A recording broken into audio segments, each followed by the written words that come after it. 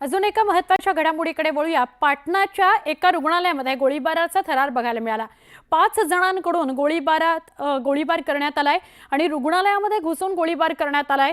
ही दृश्य बघा, अंगावर काटा आणणारी दृश्य आहेत। पाटण्यामधली ही दृश्य आहेत। एका रुग्णालयात गोळीबार झालेला आहे। 5 जणांकडून रुग्णालयात घुसून गोळीबार करण्यात आलाय। ही 5 जण बाहेर पडताना आपल्याला दिसतायत। त्यांनी रुग्णालयात घुसून गोळीबार केलेला आणि तिथून मग ते पसार झालेले आहेत। आमचे प्रतिनिधी अजित मंडरे यांच्याशी बोलूया। अजित, काय हा धक्कादायक प्रकार आहे? सुवर्णा, जे आपले प्रेक्षक स्क्रीनवरती जे व्हिडिओ पाहतायत, तो खरं त्यांना हे सांगणं गरजेचं आहे की ही कुठली फिल्म किंवा ही कुठली सिरियल नाहीये, तर त्यातलं कुठलं दृश्य नाहीये। तर हे बिहारमध्ये बक्सर इथं जे घडलेलं आहे, भागलपूर जेलच्या मधला एक कैदी आहे चंदन मिश्रा। तो पॅरोलवरती होता। त्याच्यावर जवळपास 12 ते 15 मर्डर केसचे गुन्हे दाखल आहेत आणि त्याच्यावर खटला सुरू आहे। तो बक्सर जेलमधून तिथे भागलपूर केला होता आणि तिथे मेडिकल ग्राउंडवरती घेतली ती पारस नावाच्या हॉस्पिटलमध्ये तो ऍडमिट होता। आणि हे तिथं उपचार घेत असताना 4 ते 5 तरुण जे आहेत अगदी फिल्मी स्टाईल या त्याच्या वॉर्डमध्ये शिरतात, बंदूक काढतात, त्याच्यावर गोळ्या मारतात आणि पळून जातात।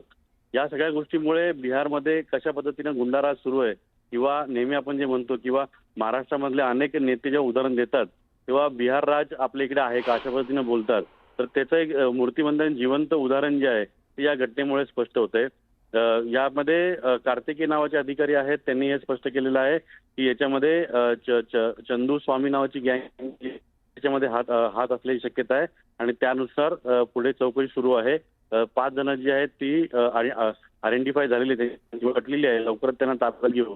पण ज्या पद्धतीने फिल्मीशी आपण अनेक गँगवरच्या सिनेमा जेव्हा पाहतो त्यामध्ये त्या पद्धतीने दृश्य दाखवली जातात, खरं तर ती चित्रित केली किंवा पूर्णपणे सेटवरती ते डायरेक्टर मार्फत घेतली जातात। पण इथं थेट आपल्याला त्या दृश्य पाहायला मिळतंय। तिथं हॉस्पिटलमध्ये जे सुरक्षा रक्षक होते ते नेमके काय करत होते, ते याच्यामध्ये सामील आहेत का, त्यांना आतमध्ये येण्यापासून ते पोहोचण्यापर्यंत मदत केली, गोष्टी चौकशी जी आहे ती होईल।